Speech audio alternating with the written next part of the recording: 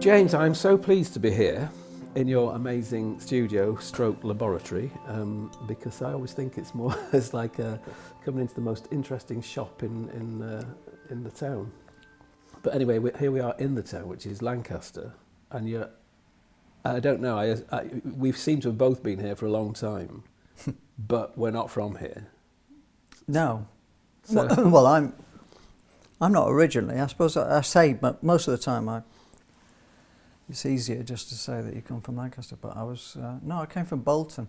I lived there till I was 9. My kind of earliest memories of that area are starting to creep into my work, actually. You know, which I didn't think it would. I don't consider myself to be like, nostalgic. Well, yeah, but some of the subjects that I paint, like the marbles and things like that, it's all about being young, isn't it? There's something about them that just evoke that kind of that period for me. Bolton was an amazing place, really.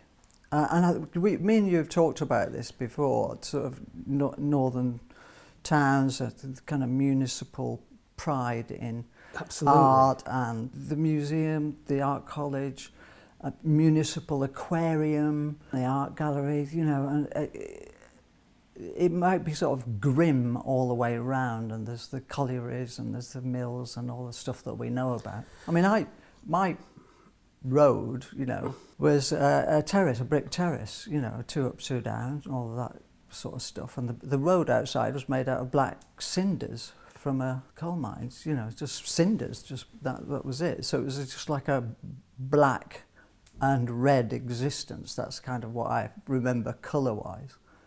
And the next thing along from our house was a little path, and then on the other side of the path was a municipal tip, landfill site.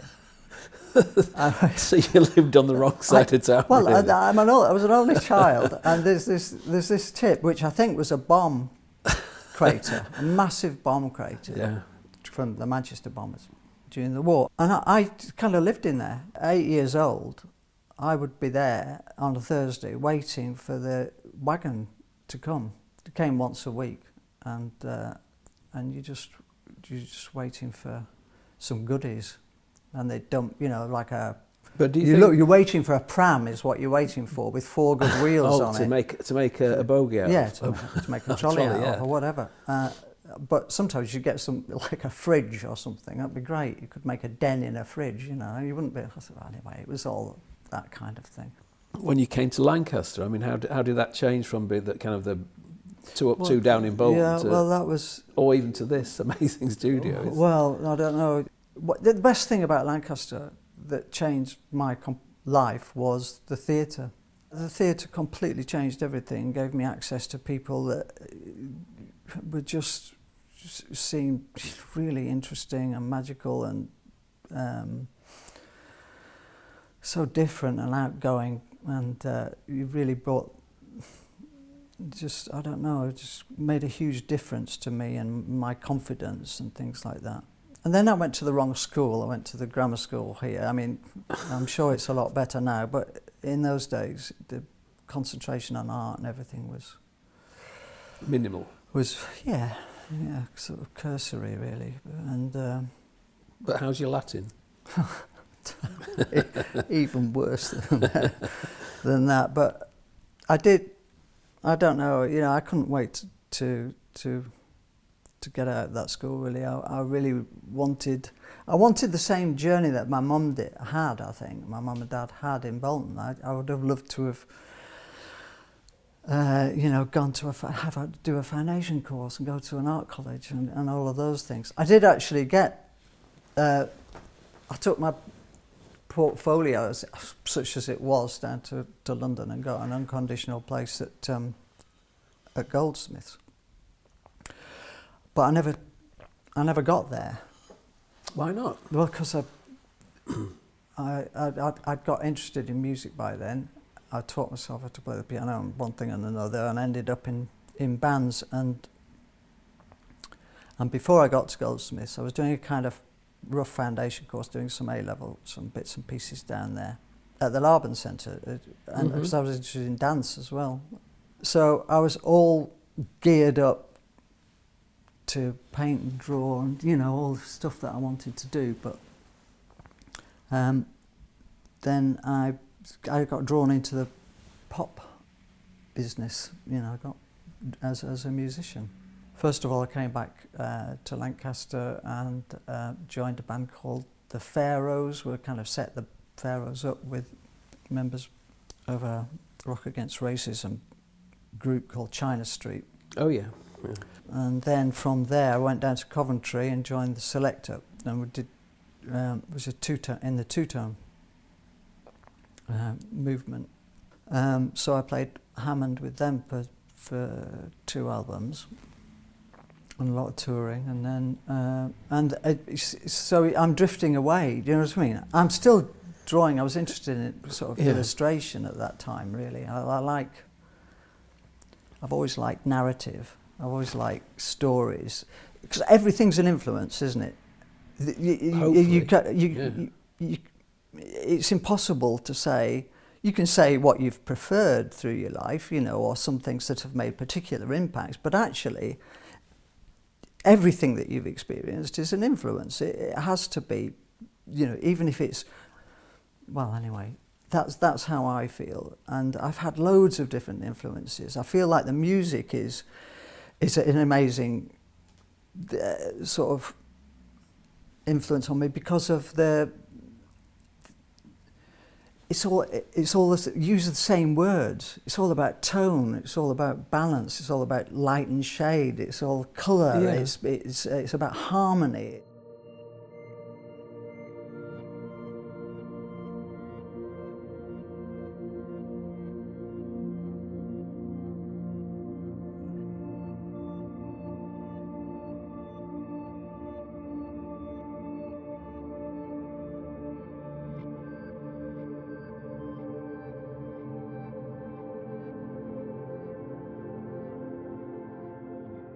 Thomas Kershaw, for years, was a massive hero of mine, because he was a specialist painter who worked in Bolton. And this is architectural painting, which is essentially my training ground. When I was in the bands, and all the time I was living in London, and because later I played for Madness, and I stepped in just to do live work and TV and stuff like that. So my musical career, even when I was composing later on for like radio and dance and everything, it's episodic, isn't it? You know, you get work, you don't have work. And alongside that, I started to paint architecturally using traditional techniques, scumbling techniques and things like that. So graining, marbling, all of those things. I got my first tin of scumble glaze from a neighbour in London who was called Tom, another Tom. And that's when I started to research Thomas Kershaw from Bolton, who was probably one of the best in the world. And he used to paint panels of marble, sienna marble or something like that, porphyry or something. And then he'd take them to the great exhibitions in the 19th century and put them next to real panels of stuff, and then he'd invite everybody to come and scrutinise them this far and tell which is the real marble and which is the cold marble. And sometimes he'd paint onto slate so that even it was cold when you touched it and things like that, you know. I mean, and phenomenal paint. And I loved all of that stuff. I still do. I get a lot of joy from it. When I say joy, what I mean is result. Yeah. From the techniques themselves. I mean, the happy accidents in what I do is 50% of it. It's allowing the paint to do what it does, especially in the marbles. So after all the different sorts of works you've been doing, I mean, how did you arrive at, and why is painting marbles so kind of part of your world now? I mean, what brought you to paint the marbles in the first place? My daughter, Lois, was mad about them.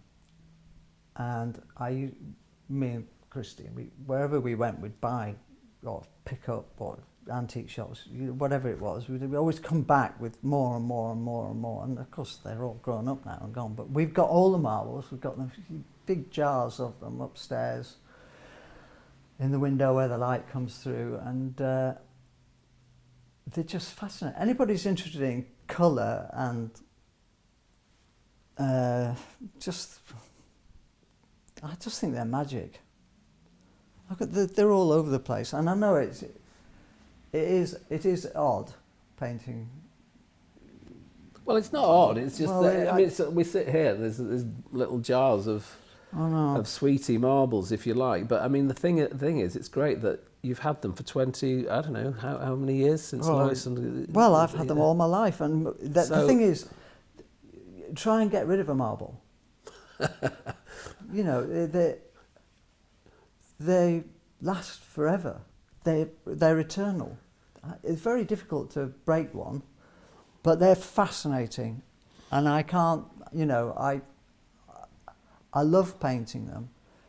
The transference of the skills that I think we've touched on before, but from the architectural painting and using scumble glazes and using building up layers. Actually, a lot of them are painted wet on wet, so it's quite a physical thing.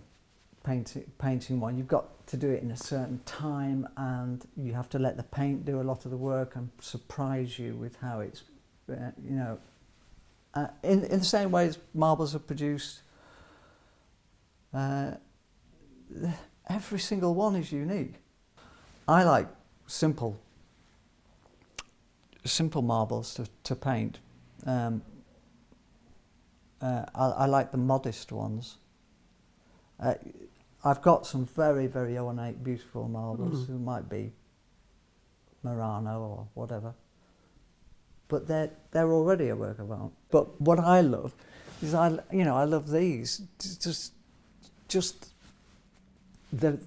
a penny for 10, you know, in 1960, you know, whatever. Literally, they're the magic. I have to go through them and work out which one goes where and how, you know, and I try and balance the colours. If you know, in Constellation there are 84 marbles are painted, I think, 85, something like that. Not all of them are full marbles, but they've all, you know, they're parts of marbles, obviously. They've all got their different characteristics, and each one needed a different palette. And you know, so but there's a lot of thinking about it, trying to get it balanced and one thing and another. But the fact is, they've all got these different characters as individuals, but you put them together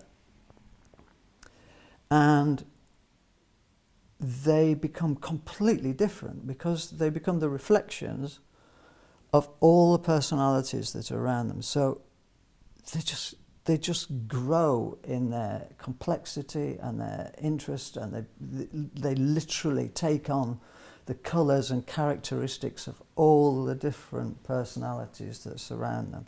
You know, the landscapes are quite loose, aren't they? And a bit looser, you know, and a bit more kind of... Oh, they're much more painterly. Obviously painterly, yeah, exactly. Whereas I still use a lot of the glaze techniques with the portraits. There's one of, I think it's one of Christine, there's one of me after I came out of hospital when I was... Yeah, I've seen that. Bald as a coot after stem cell treatment. I don't like looking at it very much, that one. But to be quite honest, no, I do. There's some bits on the there's some bits on the tray. I was quite pleased with those. They came off quite well. You know. It's good that you can look back on it. Well, I painted it as soon as I came out. I was kind of like a skeleton, really, but I could paint. And I wanted to do it while all the kind of smells of the hospital, because I had to stay in hospital for it was in an isolation room for days, week. So we certainly got that atmosphere. But no bugger's going to want to have that on the wall, that's for sure.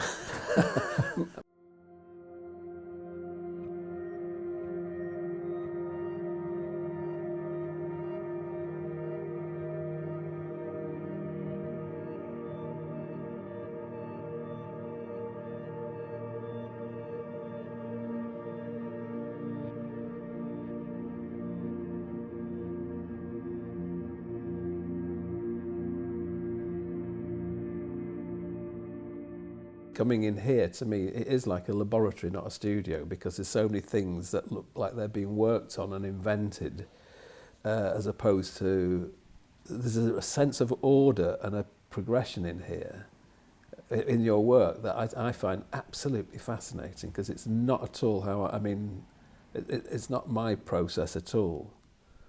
It's very, in fact, I don't know many painters who work like you. I think it's really fascinating because you're so meticulous in terms of learning from each painting that you do. Do you ever actually paint things that you go, I don't like this isn't a success? Or do you paint them to success? So you actually keep at it and until it's got me acceptable. What an interesting question. I tell you what I think about that.